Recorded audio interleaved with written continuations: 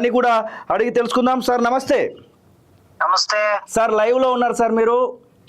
మీకు కంగ్రాచులేషన్ చెప్పొచ్చు అంటారా మేము? ఎందుకంటే దాదాపుగా 30 ఏళ్ల కళ తెలంగాణ అసెంబ్లీ వేదికగా ఒక అడుగు పడ్డట్టుగా అర్థమవుతా ఉంది. వర్గీకరణకు సంబంధించినటువంటి విషయంలో మీ దృష్టికి వచ్చిందా అంశము? పొద్దున్న నుంచి చూస్తూ ఉన్నాము. తప్పనిసరిగా మీరు చెప్పిన కంగ్రాచులేషన్స్ స్వీకరిస్తున్నాము, మీకు థ్యాంక్స్ కూడా చెప్తున్నాము. ఎందుకంటే 30 సంవత్సరాల రాపిడి ఇది. 30 సంవత్సరాల పోరాటం, ఆరాటం, కన్నీళ్లు, త్యాగము, నెత్తూరు, ఎంతో మంది జైళ్లు, నిర్బంధాలు అనుభవించిన తర్వాత ఒక చిన్న డిమాండ్ను నెరవేర్చుకోవడానికి పాలక వర్గాలు 30 సంవత్సరాలు నిర్లక్ష్యం చేస్తూ, వాయిదా వేస్తూ ఇబ్బందులు పెట్టిన పాలక వర్గాలను చూసాం మనము. మొన్న సుప్రీంకోర్టు తీర్పిచ్చిన తర్వాత ఆగస్టు 1వ తారీఖు నాడు సుప్రీంకోర్టు తీర్పిచ్చింది.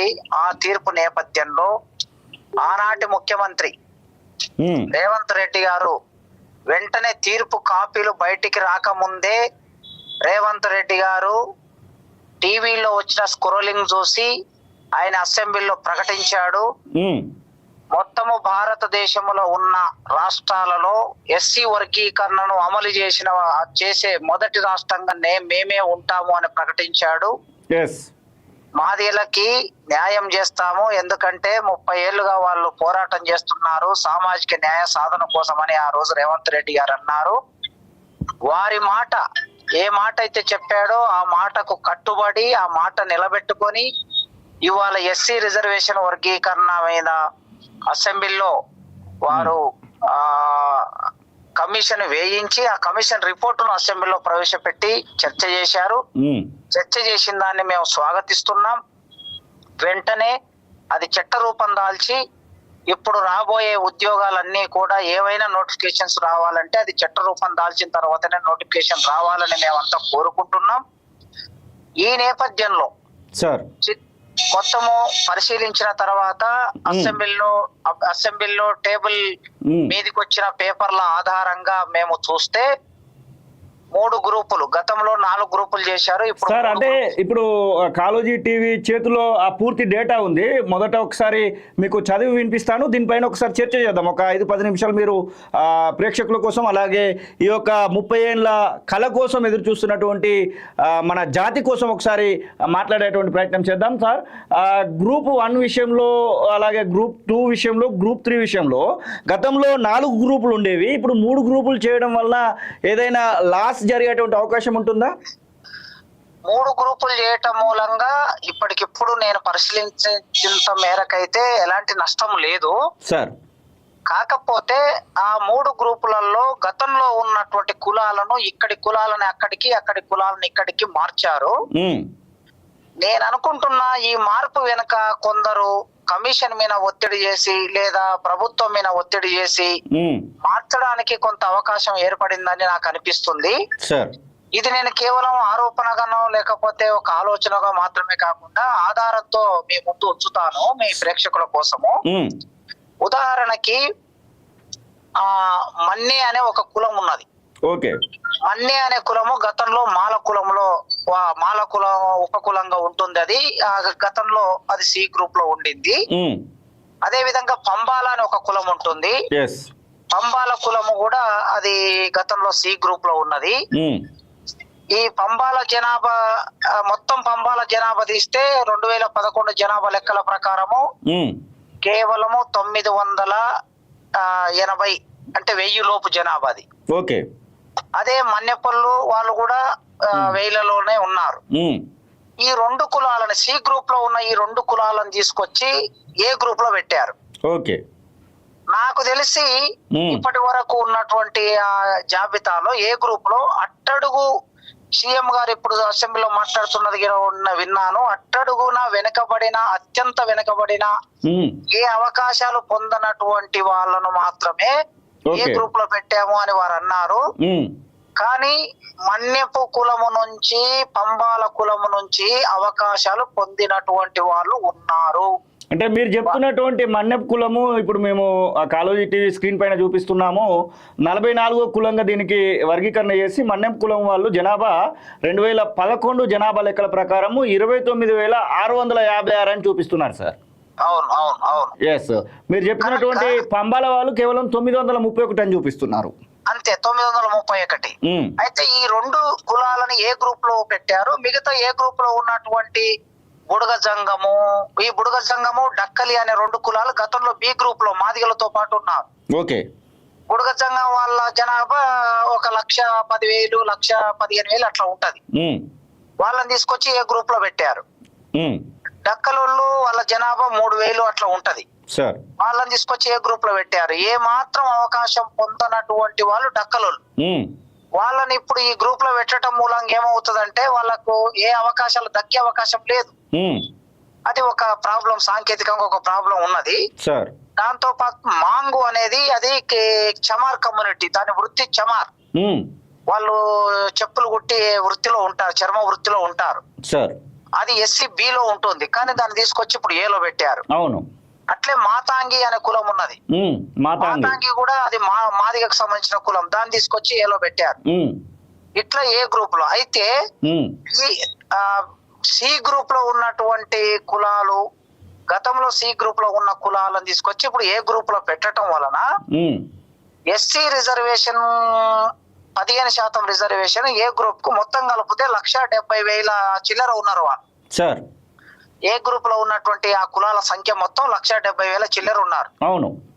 ఈ 1,70,000 ఉన్నటువంటి వాళ్ళకి 1% వచ్చింది. మరి అదే విధంగా 32 లక్షలు ఉన్నారు మాదిగలు. అవును.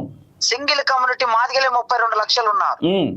32 లక్షలు ఆ రేషియో ప్రకారం 1,70,000 ఉన్న వాళ్ళకి 1% ఇస్తే 32 లక్షల వాళ్ళకి ఎంత ఇవ్వాలి? లక్షలు ఉన్న వాళ్ళకి ఎంత పర్సెంట్ రావాలి?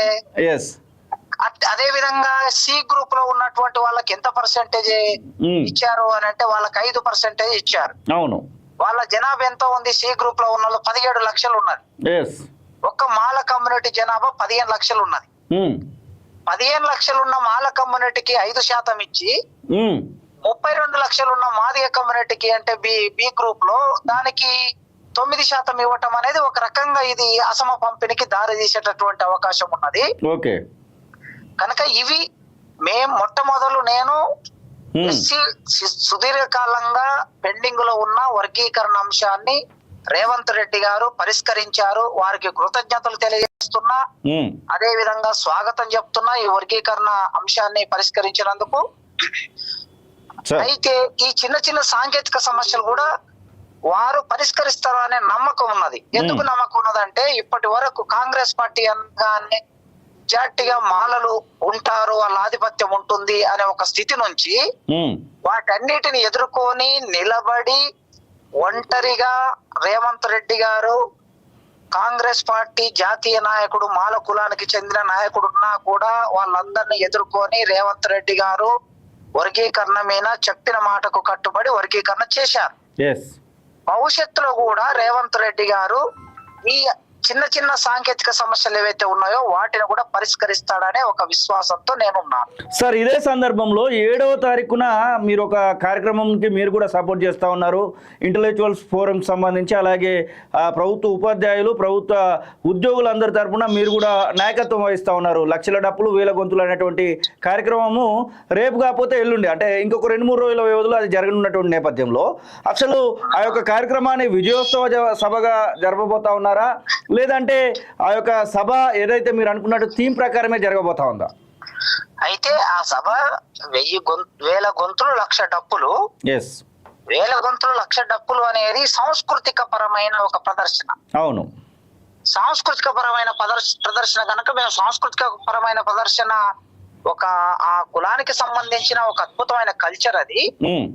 దాన్ని తప్పనిసరిగా వర్గీకరణ సాధన జరిగింది గనక సహజంగా అది ఒక విజయవంతమైనటువంటి సందర్భమే. ప్రతి విజయాన్ని కూడా మనం వచ్చేసుకోవాలి గనక ఆ నేపథ్యంలోనే సాంస్కృతిక ప్రదర్శన జరుగుతుందని నేను కోరుకుంటున్నా. బహుశా అది MRPS నాయకత్వం మందకృష్ణన్న నిర్ణయం చేశారు గనక మందకృష్ణన్న ఆ నిర్ణయం ప్రకారం ఆయన ఎట్లా తీసుకెళ్తాడు అనేది ఇంకా పూర్తిగా నాకు తెలియదు. కానీ నేను ఒక టీచర్ గా ఒక రచయితగా నాకున్న అభిప్రాయం ఏంటంటే ఖచ్చితంగా ఒక సాంస్కృతిక ప్రదర్శనని చేయటం మూలంగా సమాజానికి ఆ కులం సంబంధించిన వ్యక్తీకరణగా ఉంటుందని నేను భావిస్తున్నా. సార్ ఇదే సందర్భంలో ఇప్పుడు రేవంత్ రెడ్డి చేసినటువంటి యొక్క ప్రకటన అసెంబ్లీలో జరిగిపోయింది. ఇది ఇంకా కార్యరూపం దాల్చి జీవోగా బయటకు వచ్చి మీరు ఏదైతే 2001, 2004 మధ్యలో అనుభవించినటువంటి ఆ యొక్క ఫలాలు అందడానికి ఇంకెన్ని రోజుల కోసము వేచి చూడొచ్చు అంటారు? నాకు తెలిసి రేవంత్ రెడ్డి గారు వారు ఇవాళ అసెంబ్లీలో మాట్లాడిన దాని ప్రకారం చూస్తే వారు వారం 10 రోజుల్లో దీన్ని జీవో రూపంలో తీసుకొస్తాడని నేను భావిస్తున్నా సార్. అదే సందర్భం కోరుకుంటున్నా. ఇప్పుడు మీరు చెప్పినటువంటి ఈ యొక్క జాతులు కొన్ని నష్టపోతున్నాయని చెప్తున్నారు కదా, ఆ జాతుల విషయంలో ఏదైనా ఇంకా ఆలోచన చేయడానికి మీలాంటి వాళ్ళు ఏమైనా ముఖ్యమంత్రిని కలవడము అలాగే మేము ఇప్పటి దగ్గర ఎమ్మెల్యేలతో సమావేశం జరిపాము మధ్యాహ్నము. ఓకే, ఇప్పుడు తప్పనిసరిగా రేవంత్ రెడ్డి గారిని కలుస్తాము, కలిసి ఏవైతే సాంకేతిక సమస్యలు ఉన్నాయో సాంకేతిక సమస్యలు పరిష్కరించాలని కోరుతాం. అందరికి సమన్వయం జరగాలనేటువంటి ఉద్యమం కనుక సమన్వయం జరిపించడానికి మేము మా వంతు ప్రయత్నం మేము చేస్తాం. జస్టిస్ షమీమ్ అఖ్తర్ ఇచ్చినటువంటి ఏకశబ్ద కమిషన్ ఆ యొక్క తీర్మానాన్ని పూర్తిగా చూసారా సార్? ఇంకా నేను రిపోర్ట్ అంతా చదవలేదు. ఇప్పుడు అసెంబ్లీలో వ్యక్తమైన దాని ఆధారంగా మాత్రమే నేను మీతో మాట్లాడాను. Okay sir, thank you. Report అంతా చదివినాక మనం మాట్లాడుకుందాం. మరొకసారి మీకు కంగ్రాచులేషన్స్. అండ్ చూస్తున్నటువంటి ప్రేక్షకులందరికీ కూడా కాశీం సార్ పూర్తిగా విశ్లేషణ అయితే ఇచ్చినట్టుగా మనకైతే స్పష్టంగా అర్థమవుతుంది. Thank you sir. ఎస్, ఇది professor Kasim Osmania university arts కళాశాల ప్రిన్సిపల్ సార్ చెప్తున్న మాటలు. అసలు ఈ యొక్క నివేదికలో ఏముంది, అసలు ఇక్కడ ఇచ్చినటువంటి తెలంగాణ రాష్ట్రంలో షెడ్యూల్డ్ కులాల్లోని